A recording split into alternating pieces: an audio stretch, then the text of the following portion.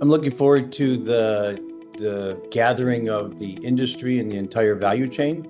I think it's a unique opportunity every year at Labelexpo in Chicago and Europe to gather as an industry across the whole value chain, from raw material suppliers through to converters and end users, to see what's new in the industry, talk to people and network and understand what is evolving and what's changing in the industry, to all get a common understanding of the market dynamics and new technologies and new products that are available or coming down the stream.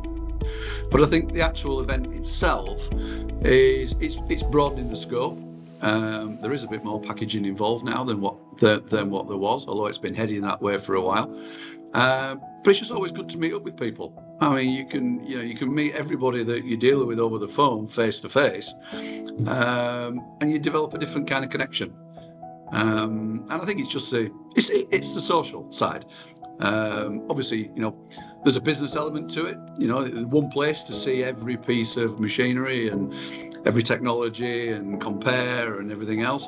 But I think if most people are really honest, it's bringing people together and sort of meeting and and connecting. Events like Labelexpo, I think Labelexpo has done a particularly great job at this, is drawing people who want to invest. They want to look at what's next. They want to go somewhere for several days where they can really kind of touch and feel and talk and interact with people that are working on the next things that are going to drive their businesses higher, whether it's the automation, the machines, the accessories that go on the machines, the software. And now we've got AI coming, so it's like, it's really a playground moment, I think, for the industry. I'm especially looking forward to the dedicated sustainability zone, where we'll see some of the most advanced solutions in recyclable, reusable, compostable labels and packaging materials. And then this, why I'm very keen on this edition of the Labelexpo. This seems to me like a pivot point where technical innovation and the evolving EU regulatory landscape, and obviously and foremost PPWR, in my opinion, are beginning to converge. And then it's a unique opportunity to see how policy is shaping the real-world sustainable product development, because that's exactly what it's happening. I think Barcelona is a real rebirth for it, or a restart, or whatever you call it, a rebooting. We've been in Brussels for as long as I can remember, and it's been a great home to Labelexpo. It's been a great success. But as with anything, there is a time to re-energize, and Barcelona is no better place. The sunshine will be equal to Brussels. There'll hopefully be less rain. The Fair is an excellent exhibition centre, and I think it'll bring a new dynamic to the show. We're going to change the marketplace in terms of, as we'll talk a little later, of the opportunities for narrow web converters beyond just labels. And I think that Barcelona is a fitting inflection point for that to come together.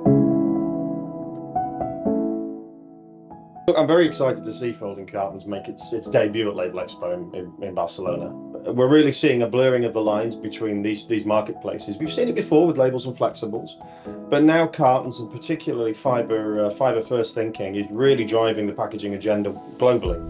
So I think this is a milestone for the exhibition in convergence of technologies, and a real opportunity for the label market to move sideways into an adjacent sector, which can bring added revenue, good margins, and a whole host of opportunities that currently haven't been thought of yet.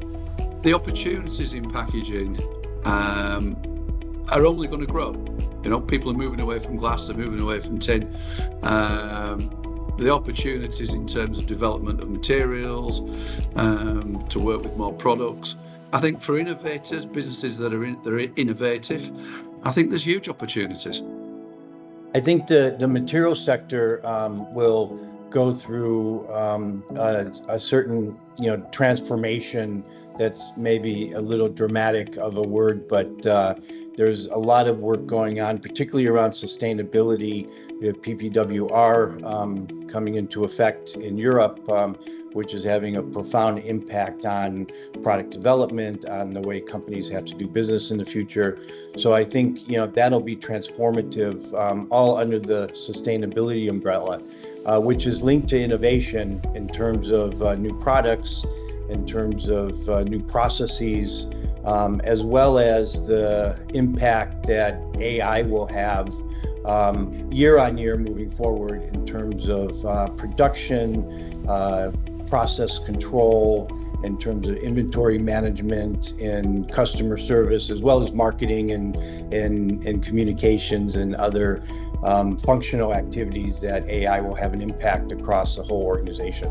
AI is coming at us at a rate that we've never seen. It's literally, I use the analogy like 1 month feels like what 1 year used to feel like in terms of technological progress with AI. I mean, every month, even you can measure it in weeks now. Every month you see new tooling, new models, new techniques for prompt engineering that are which is so critical, the sort of the prompt design for these models. They can reason, they can do search, they can do just about anything. And you go back even like a year ago, they couldn't do all those things. They were good. I mean, you could go to ChatGPT and have a great talk with ChatGPT, but now you can go out and do like literally McKinsey level research within 30 minutes on any topic you want, if you know how to approach these models. So it's very exciting. So I think that this idea that the time is compressing, at least from a standpoint of technological progress. So we're seeing years pass in just months now. Very, very exciting. I think we are really kind of in front of a massive transformation. We are moving from incremental improvements to a system level change, and very much driven by regulation. That's a huge change, and probably is the biggest change I have seen in the industry in the last 30 years with the new PPWR. And then the sector is moving, it's shifting really from optimizing individual products to rethinking the entire packaging formats. We are not talking anymore about material here and there, in my opinion. We really have to talk about a proposition, a pack format, but more than anything else, a proposition to the end user. And then I would expect that over the next 2 to 3 years, a rise in monomaterials, very much driven by PPWR and recyclability key requirements. Then innovation to support sorting and recyclability, as well important. And then I would say a widespread use of design for recycling standard in labels and as well adhesive systems.